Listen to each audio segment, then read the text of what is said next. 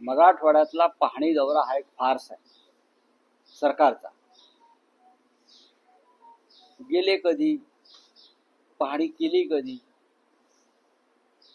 शेतकऱ्यांच्या कुटुंबियांचा आक्रोश ऐकून त्यांच्याशी चर्चा केली कधी. 36 लाख शेतकऱ्यांचा प्रश्न आहे. साधारण म्हणजे कुटुंब, एक शेतकरी म्हणजे त्याच्यावरती 10 माणसं अवलंबून आहेत. हे मानलं तर 36 लाख शेतकरी उद्ध्वस्त झालेला आहे मराठवाड्यात. साधारण 70 ते 72 लाख एकर जमीन, पीक पाणी नाहीत, पूर्ण जमीन उद्ध्वस्त झाली आहे. शेती करण्याला लायक राहिलेली नाही. मराठवाड्यातल्या अनेक जिल्ह्यामध्ये, गावामध्ये काहीच राहिलेलं नाही. अशा वेळेला मुख्यमंत्री असतील, त्यांचे 2 उपमुख्यमंत्री असतील, त्यांनी पाहिलं काय? त्यांनी काय समजून घेतलं? त्यांनी काय मदत आतापर्यंत पोहोचवली? फक्त पाण्याच्या बाटल्यांवरती फोटो लावून पाणी वाटले म्हणजे मदत होत नाही ना. ती प्रसिद्धी आहे. आपण राज्याचे उपमुख्यमंत्री किंवा मुख्यमंत्री आहे, तुम्हाला हे करण्याची गरज नाही. तुम्हाला शासन म्हणून मदत केली पाहिजे मोठ्या प्रमाणात, आणि बाकीची मदत ही गुप्त असायला पाहिजे. तुम्ही अशा संकटाची वाट पाहता का? अशी संकट कोसळतात कधी आणि आमचे फोटो छापून आम्ही मदत देतो कधी? मदतीचं आम्ही स्वागत करतो. कोणी केली असेल अशा वेळेला मदत जर कोणी करत असेल त्याचं स्वागत केलं पाहिजे, गरज आहे. मग तो भूकंप असेल, पूर असेल, अपघात असेल, ही आपली परंपरा आहे. पण महाराष्ट्र सरकारनं काय केलं आतापर्यंत? केंद्र सरकारनं काय केलं आतापर्यंत? काय मदत जाहीर केली केंद्रानं? कोणतं पथक पाठवलं पाहणीसाठी? आणि पथक कशा करता पाठवत आहे? आधी तुम्ही सरसगट घराघरामध्ये 36 लाख शेतकऱ्यापर्यंत मदत पोचवा. हे तुम्ही केलंय का? हे शासन अत्यंत मुरदाड आहे, असंवेदनशील आहे, इतकंच मी सांगू शकतो. परंतु अजित पवार आज देखील दुसऱ्या दिवशी दौऱ्यावरती आहे. काल रात्री शेतकऱ्यांशी संवाद साधताना अजित पवार म्हटले की पैशांचं सोंग आणता येत नाही. जवळपास 45,000 कोटी रुपये आम्ही नाही, पैशांचं सोंग आणता येत नाही ना, मग सरकार चालवू नका. ही वेळ महाराष्ट्रावर कोणी आणली आहे? तुम्ही लाडक्या बहिणींचा उल्लेख वारंवार करू नका. लाडक्या बहिणींचे संसार त्यात वाहून गेलेले आहेत. पैशाचं सोंग आणता येत नाही ही महाराष्ट्राच्या राज्यकर्त्यांना बोलण्याची वेळ यांच्या दरोडेखोरीमुळे आलेली आहे. 9 लाख कोटीचं कर्ज, साधारण 10 लाख कोटीचं कर्ज या सरकारवरती आहे. यांना कोणी कर्ज द्यायला तयार नाही. 65,000 कोटी व्याज भरतात हे लोक. हे मराठवाड्याचा जनतेचं जे संकट आहे त्यातून कसा मार्ग काढणार? आणि केंद्र सरकार आमच्या तोंडावरती दमडी मारायला तयार नाही. काय करणार तुम्ही? शेतकऱ्यांनी कसं जगायचं मराठवाड्याला? उद्धव ठाकरे माननीय शिवसेना पक्ष प्रमुख आज लातूर पासून संभाजीनगर पर्यंत हा दौरा करताय. समजून घेऊ आम्ही काय करता येईल, कसा आवाज उठवता येईल, सरकारला कसं धारेवर धरता येईल हे पाहू ना. विरोधी पक्ष नेता ह्या लोकांनी ठेवला नाही का? तर तो हे प्रश्न विचारेल, सरकारची पोलखोल करेल, अधिकाऱ्यांना जाब विचारेल या पुराच्या संदर्भात, शेतकऱ्यांचा आक्रोश विधानसभेत मांडेल. म्हणून विधान मंडळाच्या दोन्ही सभागृहामध्ये जे सरकार विरोधी पक्ष नेता नेमू देत नाही त्या सरकारकडनं शेतकऱ्यांनी काय अपेक्षा करायची मला सांगा. आमदारांनी खासदारांनी 1-1 महिन्याचा पगार दिलाय. विरोधी पक्षाकडून बघा, आम्ही करोना काळामध्ये, संकट काळामध्ये आमदार खासदारांनी महाराष्ट्राच्या आपलं 1 महिन्याचं वेतन द्यावं हे ठरवलं आणि मुख्यमंत्री सहायता निधी द्यावा, कारण संकट महाराष्ट्रात. तेव्हा भारतीय जनता पक्षाचे सगळे उपटसुंब आम्ही मुख्यमंत्र्यांच्या निधीमध्ये महाराष्ट्राला पैसे देणार नाही आणि त्यांनी PM केअर फंडात पैसे पाठवले. मग आता तुम्ही कोणत्या तोंडाला मुख्यमंत्री सहायता निधीला पैसे देता? तुम्ही ढोंगी आहात. हा, तुम्ही ढोंगी आणि बकवास लोक आहात.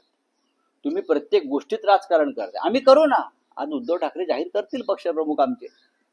तुम्ही आम्हाला प्रश्न विचारू नका, सरकारला हा प्रश्न विचारला पाहिजे, तुम्ही काय करताय. उपकार करत नाहीत भारतीय जनता पक्षाचे लोक. हा, यांचे खिसे जरी झटकले मुंबईतल्या SRA प्रकरणात तरी 5-10 हजार कोटी रुपये सहज पडतील आता एका दिवसामध्ये. ते SRAचे अधिकारी जे आहेत ना, बसलेत ना तिथे.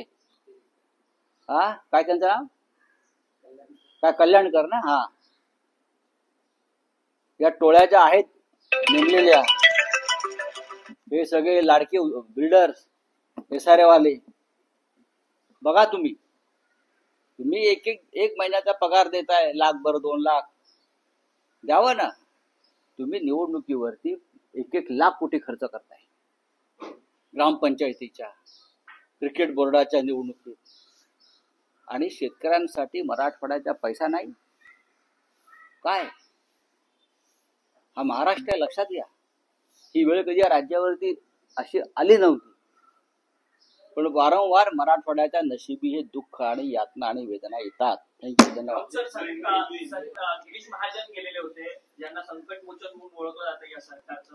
ते ज्यावेळेस गेले, शेतकऱ्यांचा आक्रोशाला त्यांना सामोरं जावं लागलं, आणि त्यानंतर त्यांनी उद्धटपणे शेतकऱ्यांना सांगितलं की मी काय पैसे गाडीत भरून प्रश्न घेऊन तो आलो. नाहीये, संकट मोचक वगैरे अफवा आहे.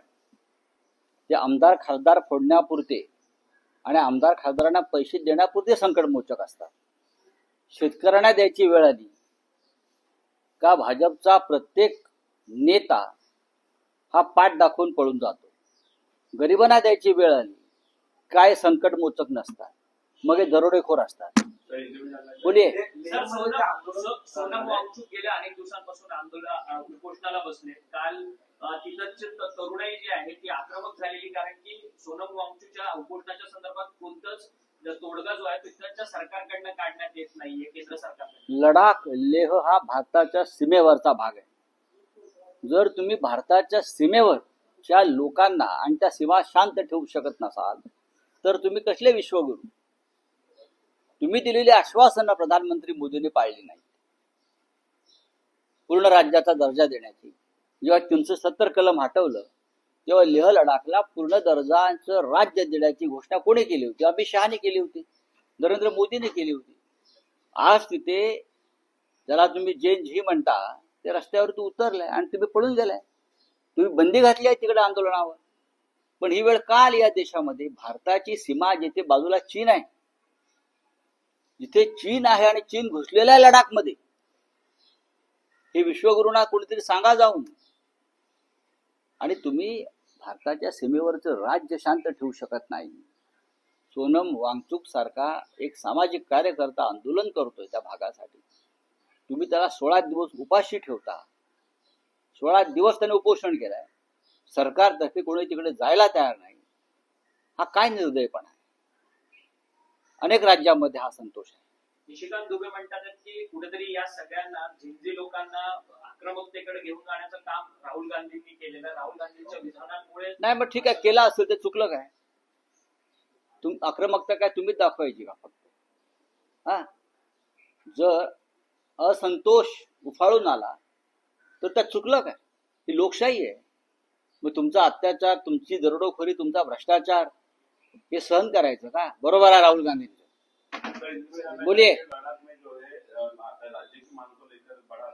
देखिए, लद्दाख और लेह की जनता की जो मांग है उसको देश का समर्थन है. ये जो मांग है ये जायज मांग है. जब आपने जम्मू कश्मीर का 370 हटाया तब आपने कहा था, अमित शाह जी ने कहा था, गृह मंत्री ने, ये मोदी जी का आश्वासन है चुनाव में कि आपको पूरे राज्य का दर्जा देंगे. अगर आपने कहा है और जैन जी सड़क पर है तो आप उनको गुनहगार क्यों ठहरा रहे हो? उनके ऊपर क्यों गोली चला रहे हो? ये भारत के सीमावर्ती राज्य है, खास करके चाइना बॉर्डर है. वहां की युवाओं को आप शांत नहीं कर सकते, उनका आप समाधान नहीं कर सकते. आप काहे के विश्वगुरु? काहे के? जनता आक्रामक है, जनता के मन में असंतोष है तो बाहर आ जाएगा. आप उनको दबा नहीं सकते, गोली नहीं चला सकते.